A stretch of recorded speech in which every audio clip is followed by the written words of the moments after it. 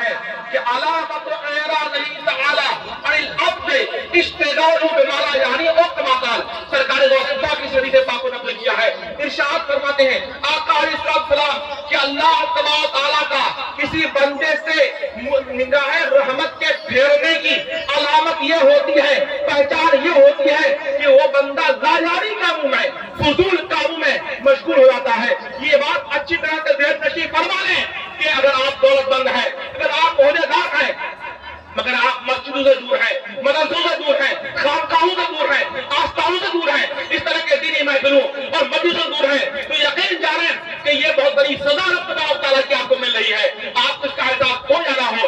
بنی اسرائیل کے ایک بہت بڑے عالم دین نے اللہ تبارک و تعالیٰ کی بارگاہ میں حمد و ثنا کرتے ہوئے یہ کلمات تھے کہ مولا تو نے مجھے دولت عطا فرمائی ہے, اور اگرچہ میں گناہ مسلسل کر رہا ہوں, نافرمانی تیری کر رہا ہوں, مگر اس کے باوجود تو ہمیں کوئی سزا بھی دیتا ہے.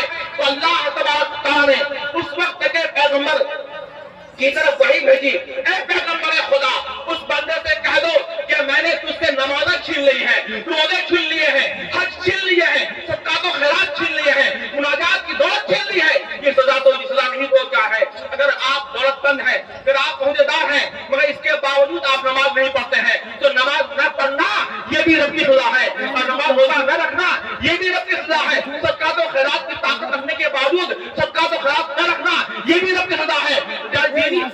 دینی جلسوں میں شریک نہ ہونا یہ بھی رب کی سزا ہے. اس لیے کہ نیکیاں وہی کرتا ہے جن کو رب کی توفیق ملتی ہے, رب کا فضل نصیب ہوتا ہے. سبحان اللہ. ہمارے بزرگان دین نے علم دین کی اہمیت پر کافی ارشادات بیان فرمائے. علم دین ضروری کیوں ہے؟ یہ ضروری اس لیے ہے کہ سب سے بڑی نعمت, سب سے بڑی دولت کی حفاظت ہو سکے, اور انسان کو سب سے بڑی دولت اور سب سے بڑی نعمت جو اللہ رب العزت نے عطا فرمائی ہے وہ نعمت اسلام ہے, وہ دولت اسلام ہے. اللہ تبارک تعالیٰ نے ہمیں دیکھنے کے لیے آنکھیں دی, چلنے کے لیے پاؤں دیے, پکڑنے کے لیے ہاتھ دیے, سننے کے لیے کان دیے, مگر یہ ساری نعمتیں ایک طرف ہیں اور نعمت اسلام ایک طرف ہے, دولت اسلام ایک طرف ہے. اس لیے ہمارے بزرگوں نے اس نعمت کی قدر فرمائی ہے, اس کی حفاظت کا انتظام فرمایا ہے. لوگوں اگر آپ چاہتے ہو کہ اس نعمت کی حفاظت ہو جائے تو اپنے آپ کو غریب نواز کے حوالے کر دو, جواب الحق بندگی کے حوالے کر دو, تمہارے ایمان کی حفاظت ہو جائے گی, تمہارے ایمان کا سامان. حضرت یوسف علیہ السلام جب مصر کے بادشاہ بنائے گئے تو ایک قاصد ادھر ہو جاتا آپ کا آپ کے والد حضرت یعقوب علیہ السلام کی خدمت میں حاضر ہوتا ہے, خاموش اور آپ کے بیٹے حضرت یوسف علیہ السلام کی بادشاہ ہونے کی خوشخبری سناتا ہے. حضرت یعقوب علیہ السلام کو بادشاہت کی خبر ملتی ہے, مگر اس کے باوجود آپ کے زبان سے نہ تو شکر الہی کے کلمات نکلتے ہیں, نہ حمد الہی کے کلمات نکلتے ہیں.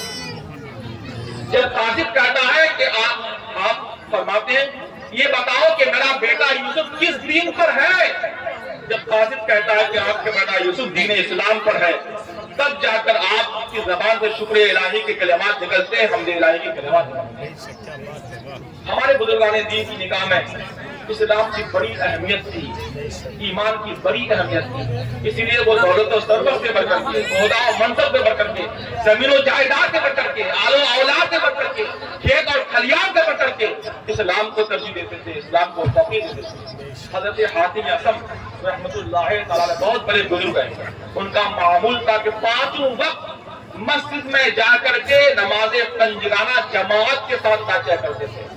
ایک بار ان کی جماعت چھوٹ گئی, واپس آئے اور افسوس میں 3 دن تک مسلسل آپ ہوتے رہے. صرف نماز کے وقت میں جاتے, جماعت میں شریک ہوتے, پھر آ کر کے ہوتے رہتے. آپ کے شاگردوں میں سے کچھ نے یہ سوچا کہ حضرت کی خدمت میں جا کر کے شرف حاصل کیا جائے اور اس کو دلاسا دیا جائے.